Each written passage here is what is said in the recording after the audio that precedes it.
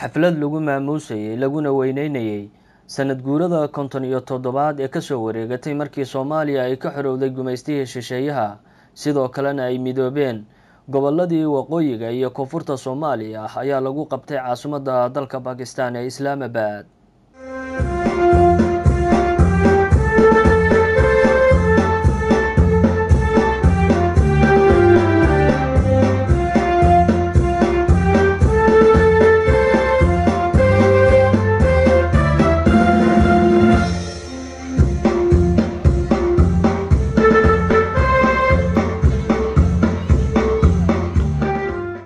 xafladan oo socotay qadar saacada ah ayaa waxa ka soo qayb galay qaybaha kala duwan ee bulshada iyadoo sidoo kale uu ka soo qayb galay siihayaha ahna qunsulka safaaradda Soomaalida ee dalka Pakistan Mudane Cabdullaahi Xaaji Daawud Warsame. intii ay socotay xafladu ayaa waxa goobta lagu soo bandhigay waxyaabo kala duwan oo xiiso geliyay dhammaan ka soo qayb galayaashii.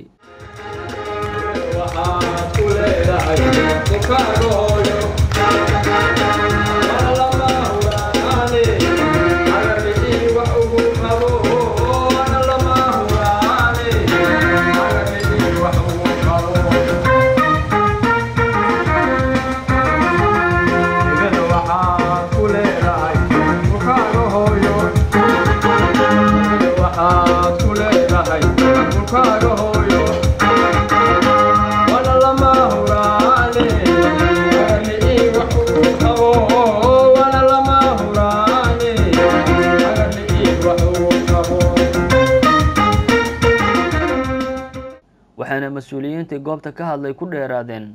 ahmiyadda kowda luuliya u leedahay dhammaan shacabka Soomaaliyeed. saadirtu waxa la doonayaa ummadeenu waa mid kala jasad waaxid baan nahay ummad kaliya nahay maanta waxaynu u baahannahay ummadda Soomaaliyeed toddoba waxa la yiri ragii aswaal waxa ay balay inay odhanayaan waxa la yiraahdaa markii la qorayay ninka gudoomiyaha qabiil loo meegin bale wayna ay loo meegin magacii horeysa markii la qoray hebel lagu qoray uba gudoomiyaha laga dhigay markaas aswaal yar waa ka sheekarina xorriyada inu gaarin xaqii ka gaarin xaqeenu ka gaarin run ma gasho wallahi inu gaarin oo bilaha inu gaarin قولنا إن قاعدين إنه قبيلة أمسناي، قلها أمسناي، قبيلة أمسناي، فرتها نسكو في غيره، قلت وحجاري كلا إنه يشري، من هذا الماي، رون ما كان يشتري، بين بنسكون هذا ومعلومة حريته، ومعلومة معينة، وعارف إنه لا مال، وعارف خير معين، قف كنت أولي الريبل أو الريبل، يو الريبل إيش ليه؟ مين جاري ماي، ورب الله عليكم إلى هبان نقول دارنا ياي، وارقف واللي بقلبي يساعد أشيو. وقف ولا وقف كجرونته أو شيء هذين نورون يسكو شيء من الليبان ما إنه أنصر أخوك ولو كان طالب من يبغي ولا أركع وجرجار طالب هذا كيف أنصر عليه رسولك سيدنا نقول جرجاري كرا واركع شو سوى بكرة ترنتي هذا فالله تك وراك وارشوف بكرة ترنتي حتى القدس والقدس هذا وارشوف وما تهجنني هذول اللي كرتين ده وجرجار وانك وكرة ترنتي له حساب سيدا maalmahani runtii wax fara badan waa la soo yiri laakiin maalmahani waxay mudan yihiin wax ka badan in hadal la isugu sheego marnaba ma qabo dadkii Soomaaliyeed ee maalmahan u soo heesay ama u soo gabiyay ama u soo buraanburay kelmadihii ay yiraahdeen wax ka badan inaan oran karna ma qabo haddaan si walba isugu dayo wadaniyadii markaa ku jirtay mid ka badan inay nagu jiraysana ma qabo macnaha dad shalay u gumaysto ka yimid oo xanuunka gumaystuhu leeyahay ogaaba maalintan iyo maalmahan u soo heeso u soo buraanburay oo u soo jeeday hase ahaatee waxay naga rabaan waxa weeye in maalmahan la ilaaliyo taariikhdooda iyo dhididkooda iyo tacabkooda laguna ilaaliyo ugu yaraan in mid Soomaaliyeed oo midaysan oo isku jirta haddaan waxba ka qaban karin aadan dhibaato u geysan oo waxa ay keeneen ku soo tabceen aanay noqon mid dhaawac loo geysto oo qof Soomaaliyeed oo maanta jooga oo dhibaateeyo. qabsoomida xafladan oo ay iska kaashadeen safaaradda Soomaalida ee dalka Pakistan iyo shacabka Soomaaliyeed ayaa intii ay socotay waxaan mikrofoonka la dhex qaaday ka soo qayb galayaashii waxaana qaarkood fursad u heleen inay farxadda kowda luuliya la wadaagaan shacabka Soomaaliyeed. maanta waa maalin weyn oo shacabka Soomaaliyeed taariikh weyn u sameynaysa meel kasta ay joogaan waa maalintii ummadda Soomaaliyeed ay midoobeen 1 July iyo maalintii kale ayadana meeshan lagu xusayo maalintii ay xoroobeen gobollada waqooyi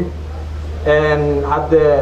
awoowayaashana waxa u soo dagaalameen waxay ahayd in dadka Soomaaliyeed mid noqdaan dadka Soomaaliyeed inay mustaqbal wanaagsan yeeshaan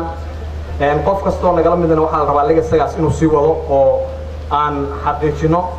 marka maalintan weyn waxaan aad iyo aad ugu hambalyeynaa shacabka Soomaaliyeed kastoo ay joogaan waxaan leenahay ummadda Soomaaliyeed hambalyo gobolba joogtaan jaaniskaas Ilaahay subxaanahu wa ta'aala idin suurtageliyay waana faa'iideysataan ilaashataan kuna dadaashaan wax kastoo suurad gelinaya inuu sii socdo mataqaana qiimihiisa iyo inuu mataqaana noqdo jaanis maad laga faa'iideysto maantana waxaan u hambalyeynayaa Soomaalida dhan adduunka meel walba joogto iyo khaasatan dadka oo inta isku imaadeen farxada ina isqaybiyaan iyo waxaan u mahadcelinayaa qof kasta oo ka qayb qaatay ina xafladan maanta la dhigo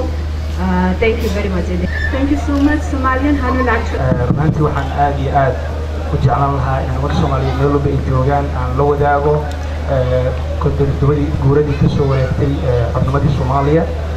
waxaan leeyahay Soomaaliya meel walba ay joogtaan baliyaan leeyahay